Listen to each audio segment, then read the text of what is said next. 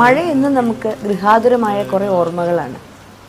പക്ഷേ മഴക്കാലത്ത് നമ്മുടെ വീട്ടിലും പരിസരങ്ങളിലും യഥാർത്ഥത്തിൽ സംഭവിക്കുന്ന എന്താണെന്ന് അറിയാമോ?